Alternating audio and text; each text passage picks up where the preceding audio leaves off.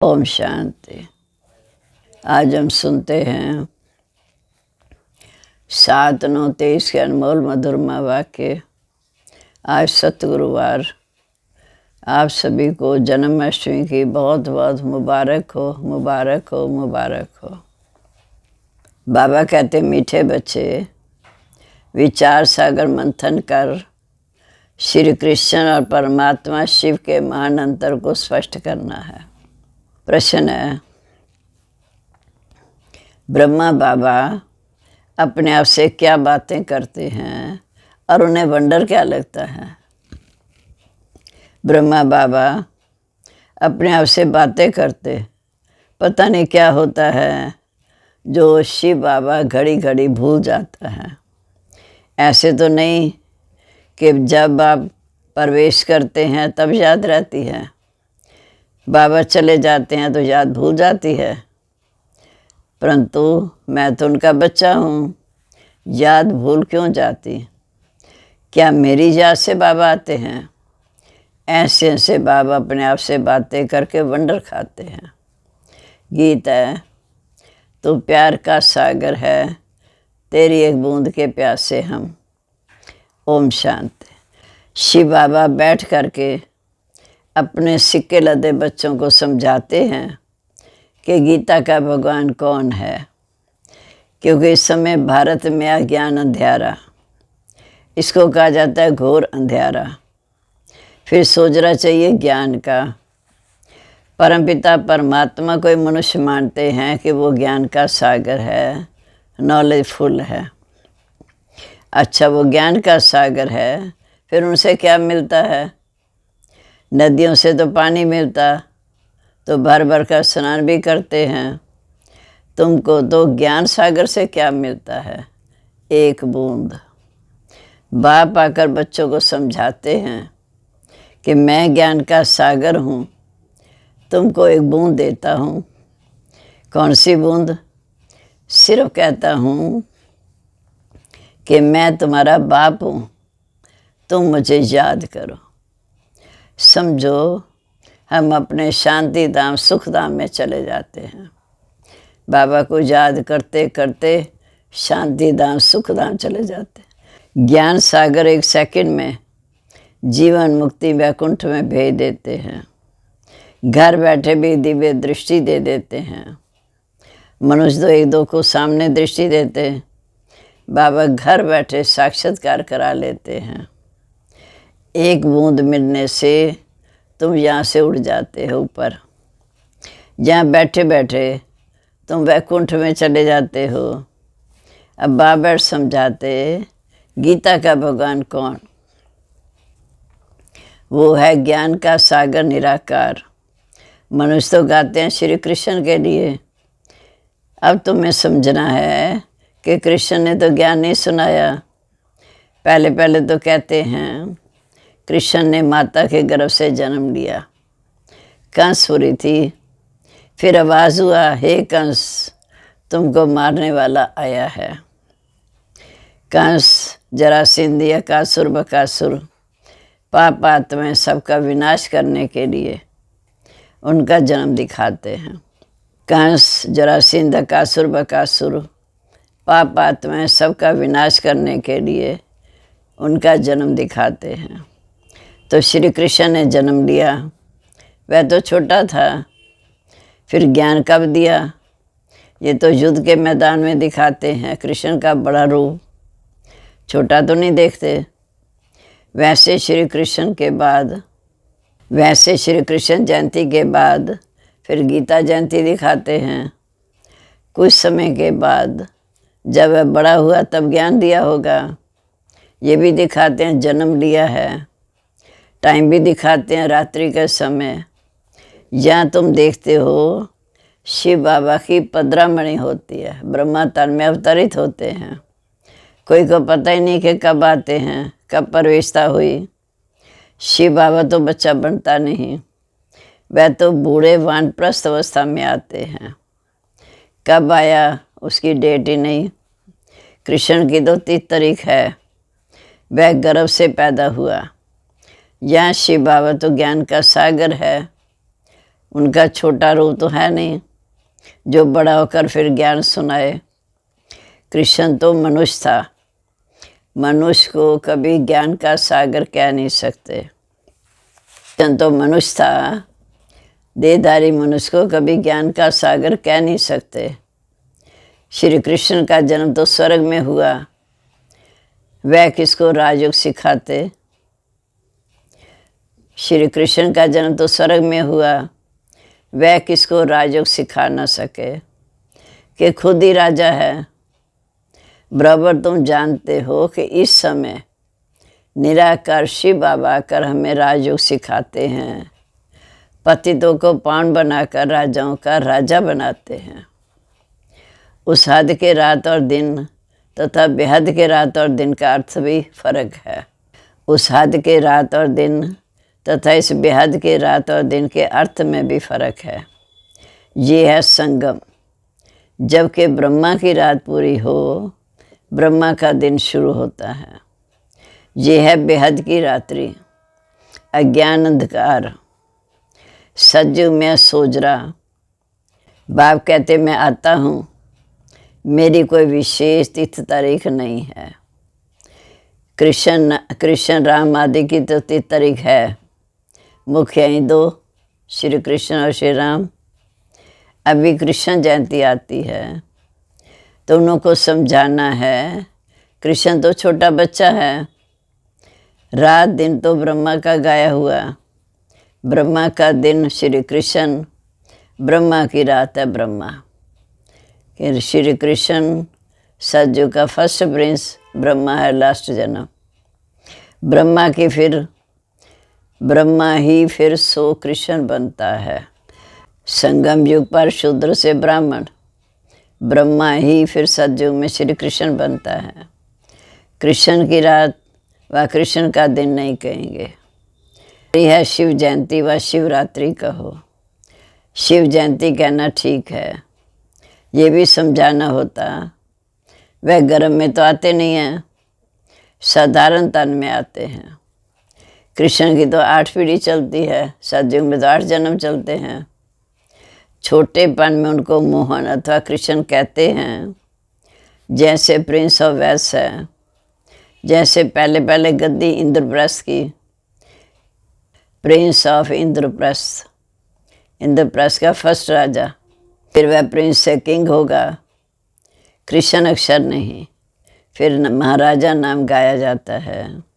श्री लक्ष्मी नारायण को महाराजा महारानी कहते हैं। असल नाम महाराजा महारानी। ऐसे नहीं कि नारायण ने ज्ञान दिया था, स्वयंवर बाद श्री कृष्ण ही फिर नारायण बनते हैं। अभी ज्ञान सागर शिव का नाम तो बदलता नहीं, एक ही नाम है। उनका वह रथ तो बड़ा है, आने से ही ज्ञान सुनाना शुरू कर दिया। शिव बाबा ने आने से ही ब्रह्मा तन में अवतरित होकर उनके द्वारा ज्ञान सुनाना शुरू कर दिया।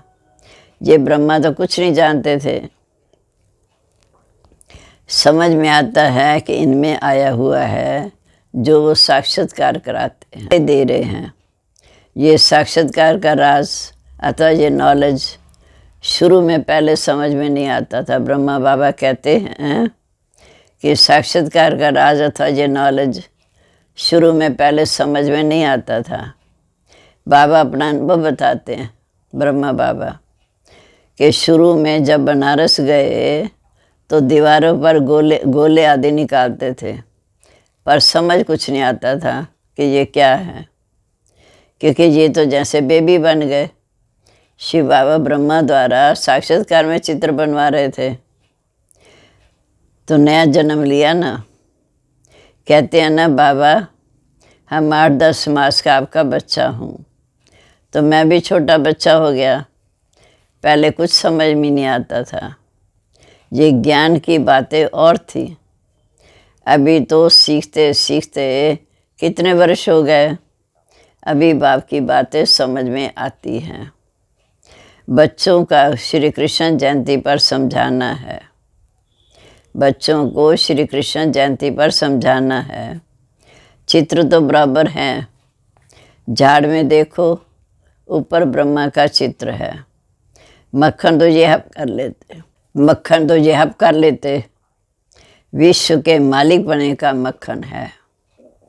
कृष्ण सज्जू की प्रारब्ध लेकर के आया है। श्री कृष्ण है सज्जू का फर्स्ट प्रिंस, फिर उनके बच्चे भी प्रिंस बनेंगे। ये है उनकी प्रारब्ध, जो कलयुग में तो थी नहीं। तो ये सूर्यवंशी की प्रारब्ध किस समय किसने बनाई? गाया जाता है, ज्ञान सूर्य प्रगटा अज्ञान अंधेर विनाश। ज्ञान सागर तो शिव बाबा है, वो आए हैं और स्वर्ग की स्थापना कर रहे हैं। कंट्रास्ट फल बताना है, कृष्ण कैसे गीता सुना सकता है।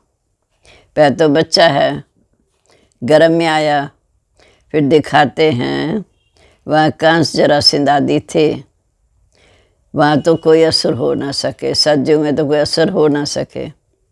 असुरों और देवताओं की लड़ाई दिखाते तो ज़रूर असुर कलयुग में अंत में होंगे, देवताएं सतयुग के आदि में।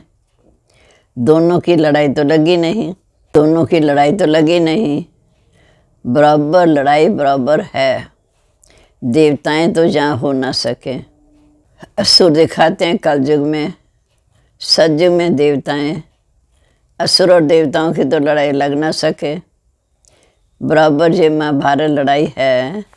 देवताएं तो जहाँ हो ना सके, असुरों की असुरों में लड़ाई चली है। मुसलमानों का राज्य भी देखते हो, बराबर यादव कौरव पांडव भी हैं। पांडव हैं नॉन वायलेंस अर्थात अहिंसक, पांडव हैं नॉन वायलेंस अर्थात अहिंसक, योग बल वाले। जहाँ तो रक्त की नदियाँ बहती रहती, दुश्मनी तो है आपस में। पार्टीशन में रक्त की नदी कितनी अच्छी बही थी, भाई भाई की युद्ध हुई। भाई भाई तो है ना, वह तो एक दो का खून करते हैं, तलवारें चलाते हैं, तब रक्त की नदी बहती है। और ये संगम का समय है, रक्त की नदियाँ बहने के बाद फिर दूध घी की नदियाँ बहनी हैं। वो सतयुग में बहेंगी, ये कलयुग अंत में। कृष्ण तो छोटा प्रिंस है, उसको तो ज्ञान का सागर कह नहीं सकते। देवताओं की तो महिमा गाई जाती है कि वो सर्वगुण संपन्न, 16 कला संपूर्ण, संपूर्ण निर्विकारी मर्यादा पुरुषोत्तम थे। ये महिमा बच्चे की तो हो नहीं सकती। महिमा हमेशा राजा रानी की चलती है। वही फिर श्री लक्ष्मी नारायण सतयुग में, यही राधे कृष्ण स्वयंवर के बाद श्री लक्ष्मी नारायण बनते हैं। वह फिर सतयुग में फिर श्री कृष्ण को द्वापर में ले गए। कितनी बड़ी भूल कर दी। लक्ष्मी नारायण की छोटेपन की कहानी कोई बता ना सके, राम सीता की तो फिर भी कुछ ना कुछ बताते हैं। लक्ष्मी नारायण की तो महिमा गाई जाती है कि वो सर्वगुण संपन्न, 16 कला संपूर्ण, संपूर्ण निर्विकारी मर्यादा पुरुषोत्तम, अहिंसा परमो धर्म। अच्छा, फिर उनको राज्य किसने दिया? उनको राज्य किसने दिया? लक्ष्मी नारायण कहने से तुम्हें सतयुग याद आता। ये है नर से नारायण बनने की कथा। इसको सत्यनारायण की कथा कहेंगे। सच्चा बाबा ज्ञान का सागर आके सच्ची कथा सुनाते हैं। सारे सृष्टि के आत्मधन की कथा है, उसमें श्री लक्ष्मी नारायण की कथा भी आ जाती है। सारे सृष्टि के आत्मधन की कथा है, उसमें श्री लक्ष्मी नारायण की कथा भी आ जाती है कि उनकी 84 जन्मों की कथा दिखाते हैं। श्री नारायण की कथा से ही तो बेड़ा पार हुआ। बराबर बाप बैठ बच्चों को नर से नारायण बनने की सच्ची कथा सुनाते हैं। श्री नारायण तो बड़ा है ना। राधे कृष्ण जिनका स्वयंवर के बाद श्री लक्ष्मी नारायण नाम रखा है। बाबा ऐसे निबंध देते हैं, फिर तुमको विचार सागर मंथन करना है। तुम जानते हो अब यह कलयुग, यादव कौरव पांडव भी हैं, कलयुग का समय भी है। कलयुग के बाद ज़रूर सतयुग होगा। बाबा कहते मीठे बच्चे, मैं गाइड बनाया हूँ, रावण के चंबे से छुड़ाए पावन बनाकर तुम्हें साथ ले जाऊंगा, आत्माओं को ले जाऊंगा ना। गाया जाता है, आत्मा परमात्मा अलग रहे बहुकाल, सुंदर मिलन सजरा जब सतगुरु मिला दलाल। महिमा उस एक निराकार की है कि सुंदर मेला कर दिया जब वो सतगुरु दलाल के साथ अर्थात ब्रह्मा द्वारा मिला। यहाँ तो सब गुरु हैं, सतगुरु मिला दलाल के द्वारा, यहाँ तो सब गुरु हैं। इस समय सत्य परमपिता परमात्मा दलाल के द्वारा अर्थात ब्रह्मा द्वारा मिलते हैं। परमात्मा निराकार वे आकर इनमें प्रवेश कर आत्माओं की सगाई अपने साथ कराते हैं। कहते हैं मुझ परमपिता परमात्मा को याद करो। इस शरीर में बैठकर कहते हैं मामेकम याद करो। मैं तुमको माया रावण से लिबरेट कर साथ ले जाऊंगा, फिर तुमको रजाई देकर मैं निर्वाण धाम बैठ जाऊंगा। माया रावण से लिबरेट कर साथ ले जाऊंगा शांति धाम, फिर तुमको स्वर्ग में भेज दूंगा। कृष्ण थोड़ी ऐसा कह सकते हैं। ये है आत्मा और परमात्मा का मिलन। कृष्ण तो छोटा बच्चा है। तो बाबा ने समझाया कैसे इनमें प्रवेशता हुई। फिर समझने लगा, ब्रह्मा बाबा समझने लगे कि मैं राजाओं का राजा बनता हूँ। फिर समझने लगे मैं राजाओं का राजा बनता हूँ। विष्णु का साक्षात्कार हुआ, दिल में बहुत खुशी हो गई। फिर विनाश का साक्षात्कार भी हुआ शुरू में, परंतु इतना समझ में नहीं आता था। विष्णु का साक्षात्कार हुआ तो खुशी हुई, फिर विनाश का भी साक्षात्कार हुआ, पर उस समय इतना समझ में नहीं आया। अभी समझते हैं कि ये बाबा ने साक्षात्कार कराया कि तुम ही नर से नारायण बनेंगे। बाबा अपने आप से बातें कर रहे थे कि पता नहीं क्या होता है जो शिव बाबा को याद करना भूल जाता हूँ। ऐसे तो नहीं कि जब आप प्रवेश करते हैं। बाबा अपने आप से बातें करते रहे कि पता नहीं क्या होता है जो शिव बाबा को याद करना भूल जाता हूँ। ऐसे तो नहीं कि बाबा जब प्रवेश करते हैं तब समझता हूँ कि बाबा आया है, याद रहती है। बाबा चला जाता है तो भूल जाता हूँ। क्या मेरी याद से आते हैं? ऐसा कहे मैं घड़ी घड़ी याद करता हूँ। भला वे, इसमें तो सबका कल्याण है। याद ही मुख्य होती है। तो बाबा ने समझाया गीता जयंती के बाद होती है श्री कृष्ण जयंती। पहले है शिव जयंती, फिर गीता जयंती, फिर श्री कृष्ण जयंती। शिव तो बड़ा है, फट से आया गीता सुनाई। शिव तो बड़ा है ना, फट से आया और गीता सुनाई। छोटा तो नहीं। माना ब्रह्मा बाबा के तन में आते हैं तो तन बड़ा है। इन बातों पर विचार सागर मंथन करना चाहिए। पहले ख्याल करो कि शिव किसको कहते हैं। जिसकी रात्रि गाई जाती, सतयुग है श्री कृष्ण की राजधानी। नर से नारायण बनने की नॉलेज तो ज़रूर बाप ही देंगे। ये नॉलेज फुल है और किसी को भी नॉलेज फुल नहीं कह सकते। God is knowledge full. वह रचता है, मनुष्य सृष्टि का बीज रूप है। वही ड्रामा की नॉलेज सुनाएंगे। ड्रामा कब शुरू होता और फिर कब पूरा होता ये किसी को पता ही नहीं।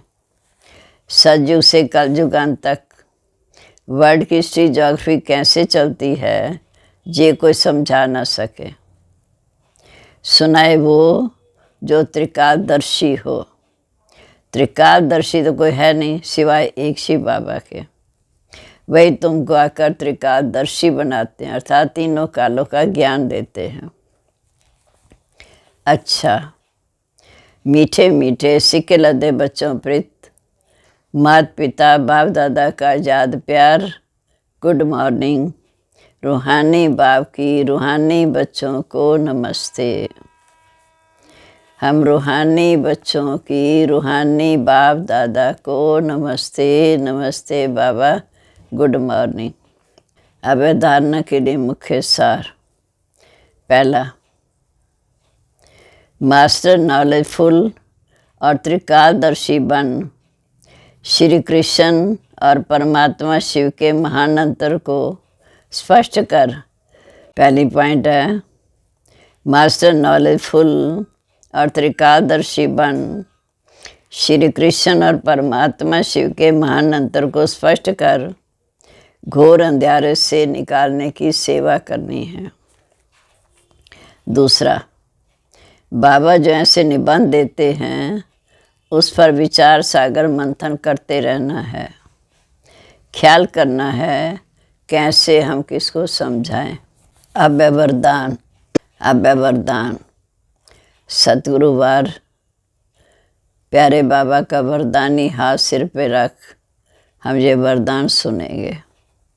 बुद्धि के चमत्कार द्वारा आकार में साकार का अनुभव करने वाले दिलाराम के दिल रूपा भाव। कई बच्चे आए बाल पीछे हैं, लेकिन आकार रूप द्वारा भी अनुभव साकार रूप का करते हैं।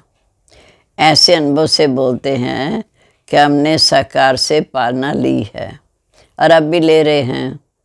तो आकार रूप में साकार का अनुभव करना ये बुद्धि की लगन का स्नेह का प्रत्यक्ष स्वरूप है। ये भी बुद्धि के चमत्कार का सबूत है। ऐसे बच्चे दिलाराम बाप के समीप दिलाराम के दिल रुबा हैं, जिनके दिल में सदा यही गीत बजता है कि वाह मेरा बाबा वाह। स्लोगन है, त्यागी आत्मा के हर कर्म व पदम में सफलता समाई हुई है। त्यागी आत्मा के हर कर्म व कदम में सफलता समाई हुई है। ओम शांति। अब यहाँ प्यारे बाबा को याद करेंगे।